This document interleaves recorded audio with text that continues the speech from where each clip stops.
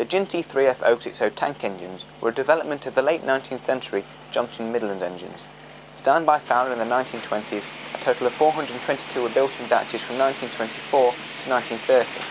All except the last 5, which were constructed at Horwich, were built by outside contractors.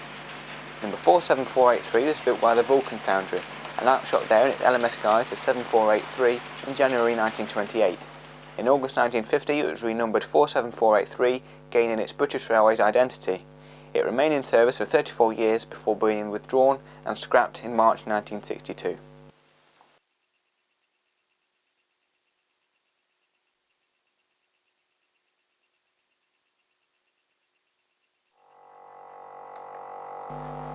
I'm starting the actual weathering by coating the whole model with a dirty brown colour, comprised of Humbrol enamels number 186 and matte black number 33, thinned down with white spirit to form some sort of base coat. Don't worry about getting paint on the motion at the minute, as this will be taken care of at a later stage.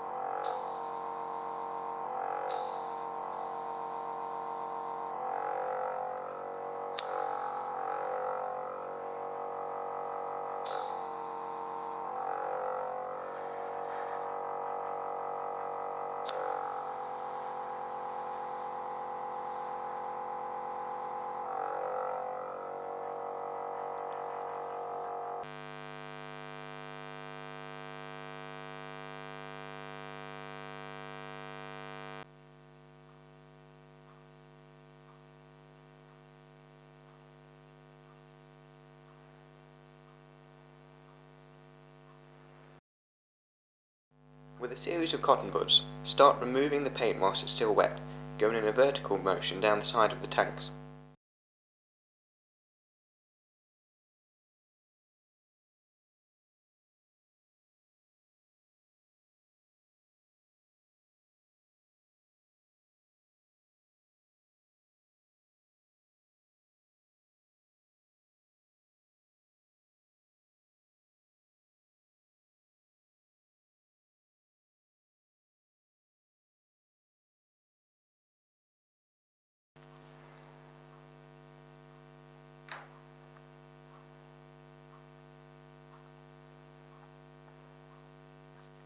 Continue this along the boiler and cab sides, but leaving out the smokebox, running plate and cab roof.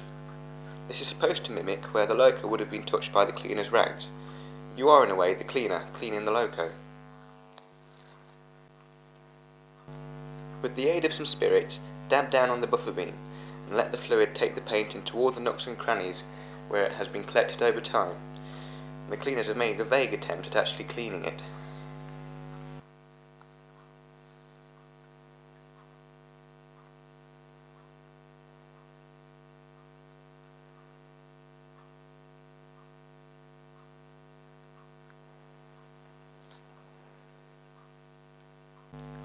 Now you may be happy leaving this Loco as it stands, but there's no variation in it as seen in the photographs. It's all in the details that really bring this weathering to life.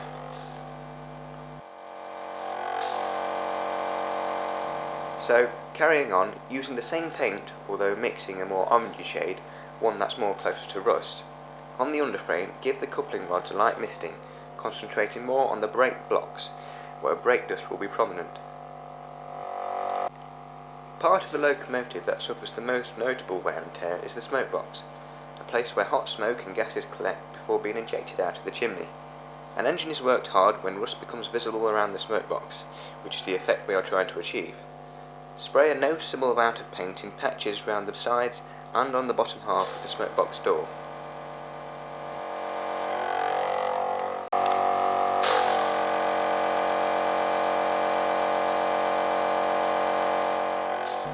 The airbrush has now been finished with, may be put away, following cleaning.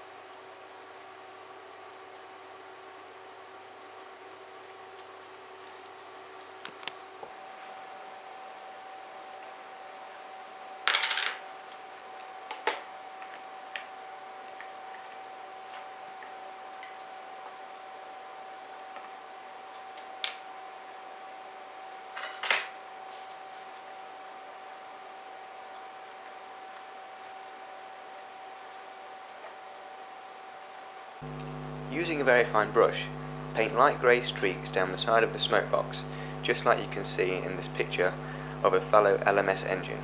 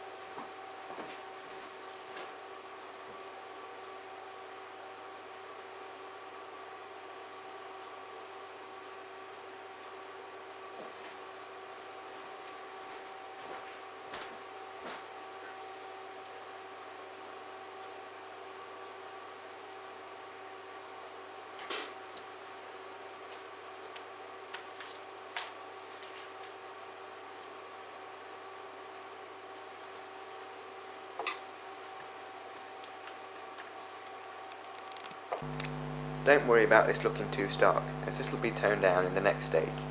Continue this along the base of the smoke box in small irregular vertical streaks where ash has fallen out during disposal.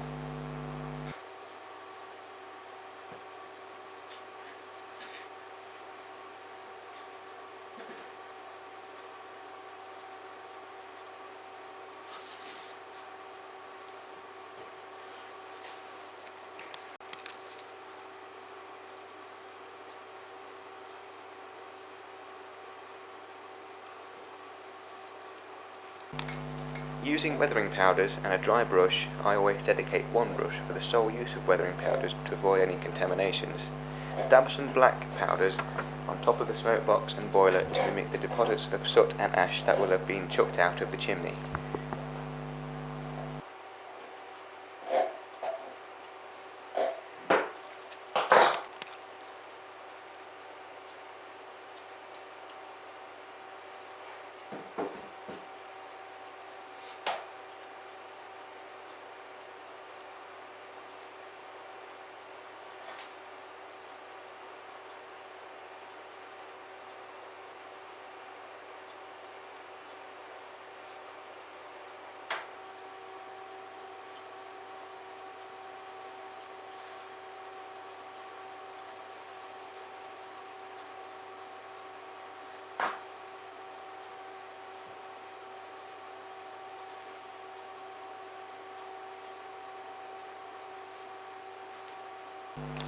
cab roof and running plate can be treated the same.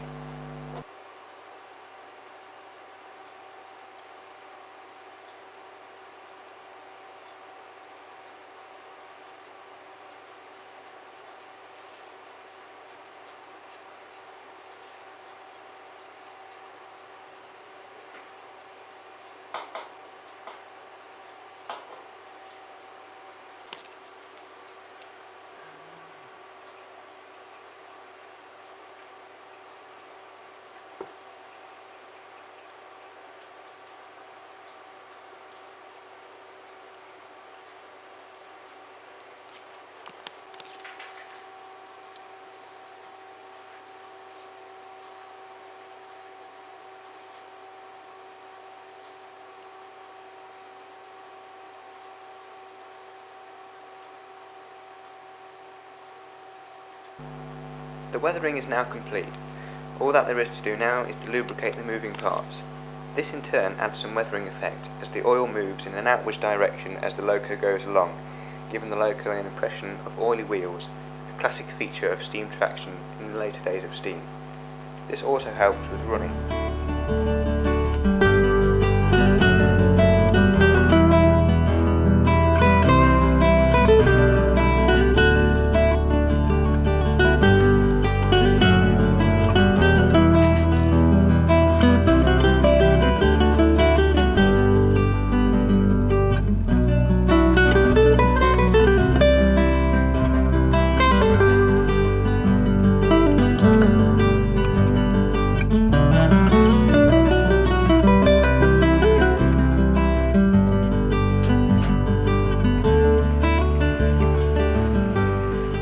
Number 47463 is now seen doing the job she is designed for, hauling mixed freights between the goods yard and the fiddle yard on the Soar Valley Model Railway Club's large double overhead layout door hooks and ceilings.